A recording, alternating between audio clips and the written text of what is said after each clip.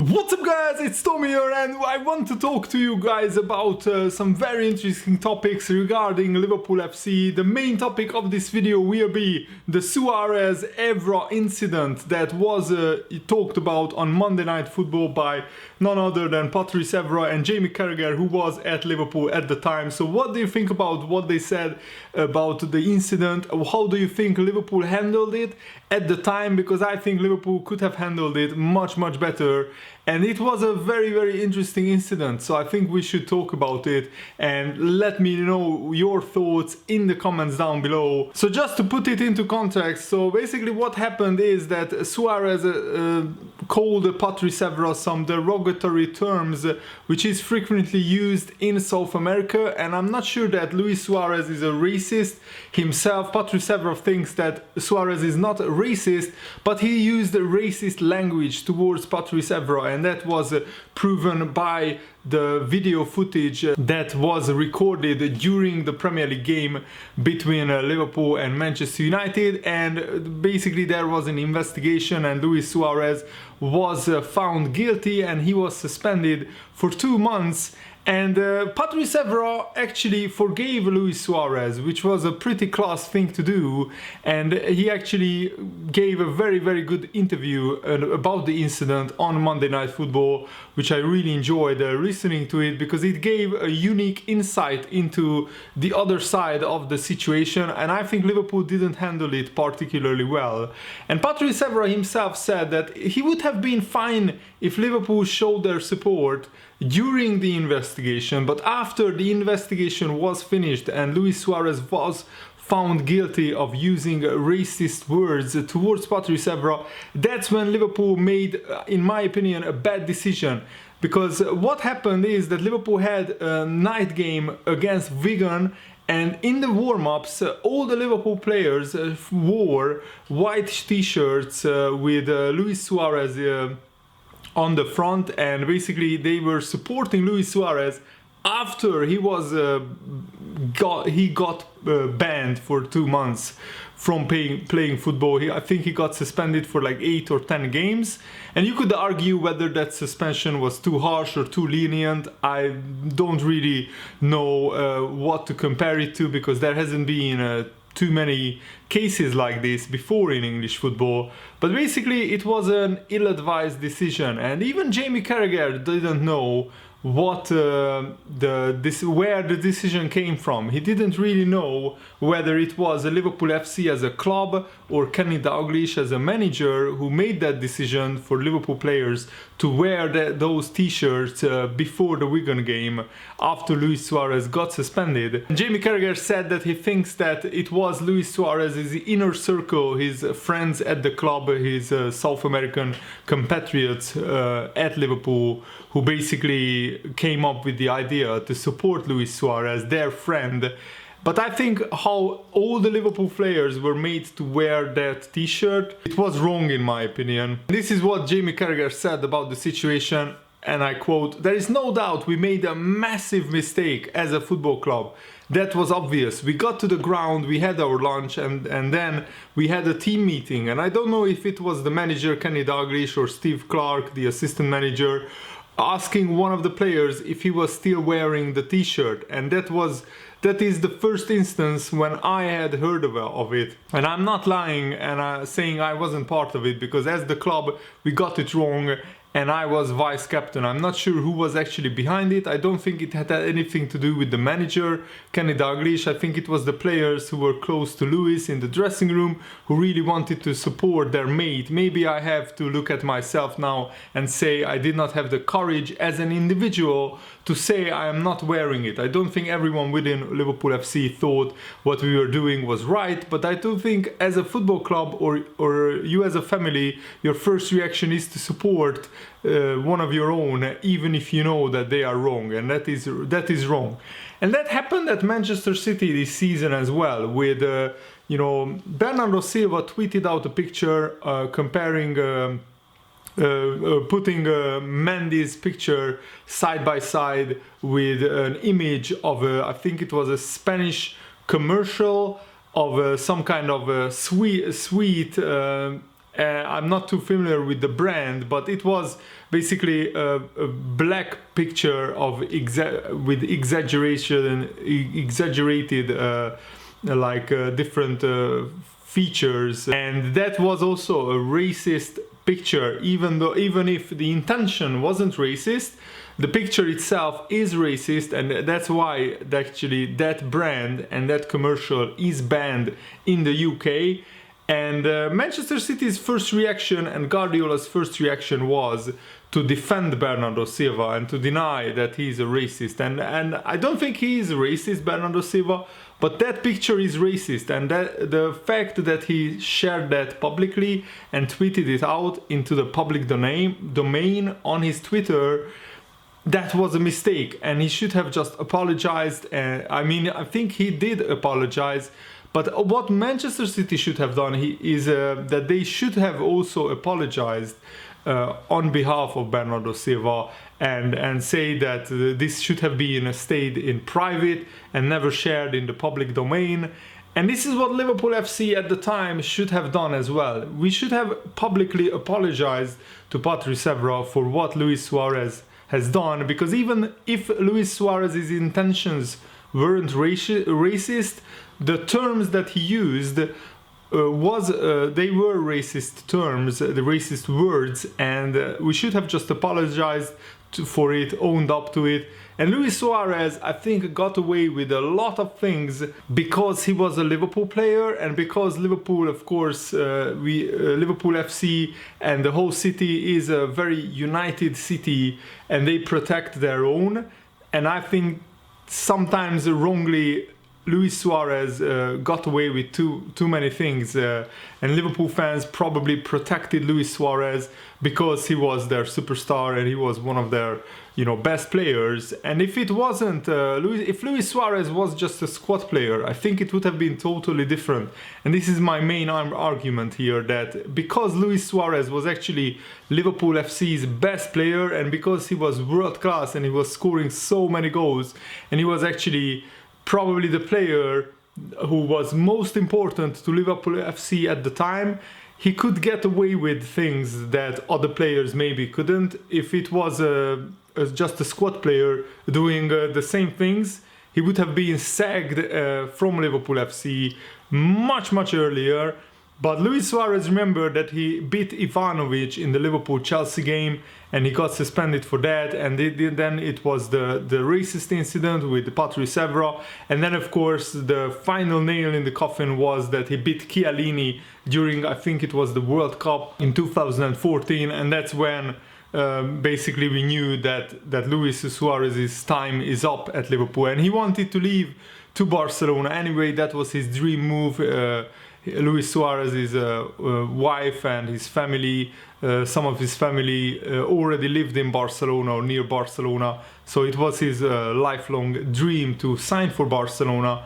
And there are actually some rumors still circulating, or was circulating at the time, that Luis Suarez did that on purpose, which I find very hard to believe, but there is a conspiracy theory that Luis Suarez beat Chiellini on purpose, so Liverpool had no other choice but to sell Luis Suarez to Barcelona. I think we would have sold it anyway, but this actually made the decision a little bit easier for Liverpool FC to make. And former Manchester City man Stuart Pearce believes that Liverpool will comfortably win the Premier League title ahead of Manchester City, even though Liverpool dropped 2 points at Old Trafford. But I think it was more 1 point gained than 2 points dropped, because Liverpool were 1-0 down with 10 minutes to go, and we didn't really create a lot of chances in the second half at that time. This is what Stuart Pearce said. I think Liverpool will win the Premier League comfortably this year. I'm not sure if they will go unbeaten, but I can't see them losing more than 2 games all season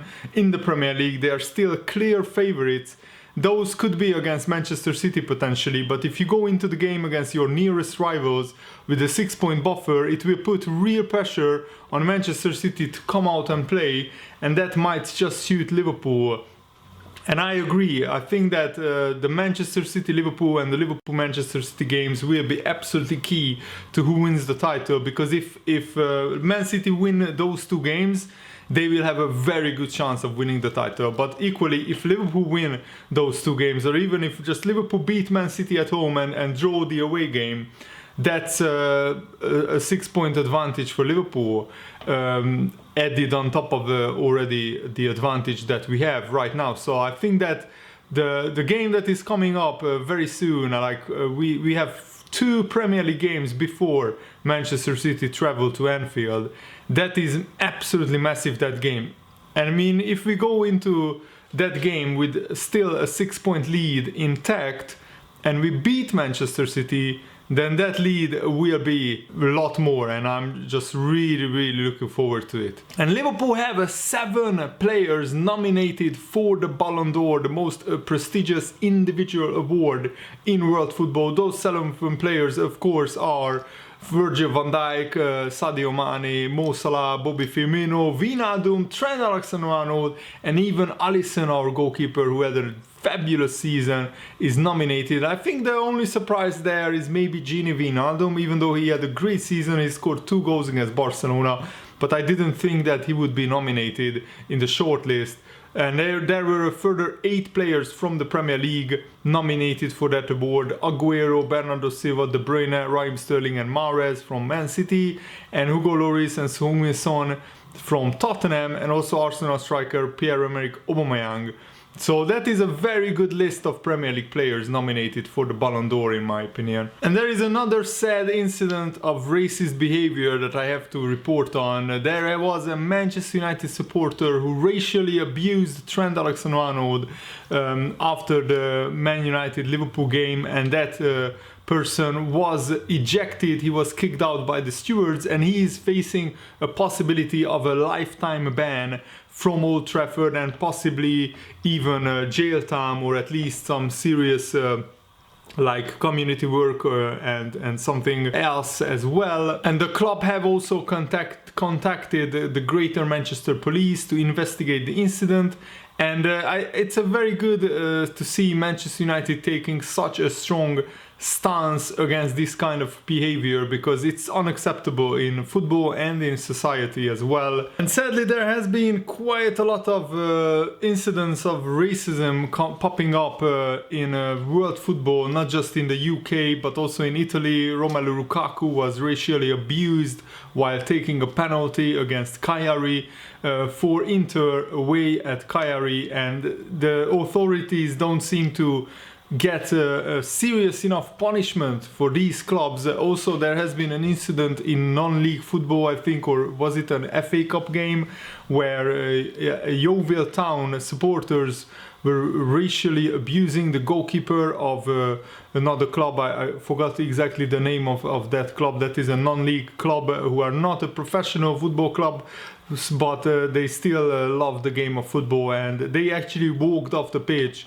which I highly commend, because that's a courageous thing to do, and not all teams have the courage to actually walk off the pitch when an incident like that happens. And that further highlights the many problems that we have with this issue around society. So I really hope that the authorities stamp it out, and there needs to be a lot harder, a lot more severe punishment for the clubs, so the supporters have a bigger deterrent of acting like this, acting in this manner. And Pep Guardiola actually came out after Manchester City beat Crystal Palace, and he said that Manchester City are not ready to win the Champions League, and I find this quite baffling. I mean, how much do you need to spend on your team, Guardiola, for Man City to be ready to win the Champions League? I mean, Manchester City spent £1.4 billion in the past 10 years, more than anybody else in world football.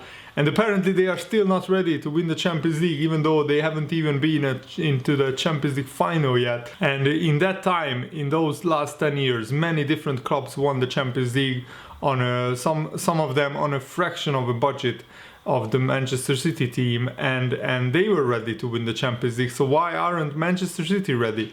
But let's hear what Guardiola had to say. We miss a lot of chances in the final third, and we have to do that to be clinical. When the people say about the Champions League being the target, we are still not ready. We create a lot, and we don't concede a lot, but we can still improve. We are a team in the last 2 seasons who score a lot and create a lot. I don't have doubt about that. But we still have to keep going and work on our finishing. I think that Guardiola is maybe taking the pressure off his players with these quotes, but I still think that Guardiola shouldn't be saying his team is not ready to win the Champions League when he spent more money than anybody else in world football. And there is fresh news that Liverpool and Chelsea are set to compete in a 24-team new competition called FIFA Club World Cup in 2021. This will be a new tournament which will replace the Confederations Cup, which was a cup for international teams. This is of course for European teams, and I think this is like a European mini Super League, if you like, just to drive even more revenue, even more money from the European elite clubs. Europe, of course, will put forward 8 teams in total, and the competition will take place in China. The winners of the Champions League and Europa League from 2019 and 2020 are set to play, and also Atletico Madrid and Real Madrid are also expected to take part, even if they don't win the Champions League or the Europa League. It's quite unclear as to how other clubs will qualify for the FIFA Club World Cup in 2021, but it has been suggested that winners of domestic trophies such as the FA Cup or Coppa Italia or the Spanish Cup, Copa del Rey, may get to put forward. However, I feel it's more likely that the winners of Europe's top 6 leagues will be actually invited, and the winners of the Champions League and the winners of the Europa League have already qualified for it. So that's probably Juventus, Bayern Munich, Barcelona, maybe Manchester City if they win the title in the Premier League, or Liverpool and Chelsea are already invited, but I think they will try to invite just as many big clubs as possible to make it more commercially attractive for sponsors, and of course more attractive for fans, because if there are a lot of big teams competing, Bayern Munich, Real Madrid, Barcelona, Liverpool, Atletico Madrid, Manchester City, even if somehow if they can get Man United involved, they probably would want to get them involved, but I find it quite hard how they could be involved. Maybe if they win the FA Cup they will put them into the competition. They want to get as many big clubs involved in this competition as possible, so that drives more fans and more supporters towards the competition as well. And of course I would want Liverpool to win this, but do we really want another summer of our top stars just going away to China to compete in a pretty meaningless competition? I'm not convinced yet. Maybe if they put forward a big like prize money, maybe if the winner gets like £5 million or something like that, then that might make it worth it for the big clubs. But yeah, let me know what they think about this. Fabinho got a yellow card away at Man United on Sunday, and that means that is his 4th yellow card of the season, which means that if he gets another one in the next few weeks, he will be suspended for the next game.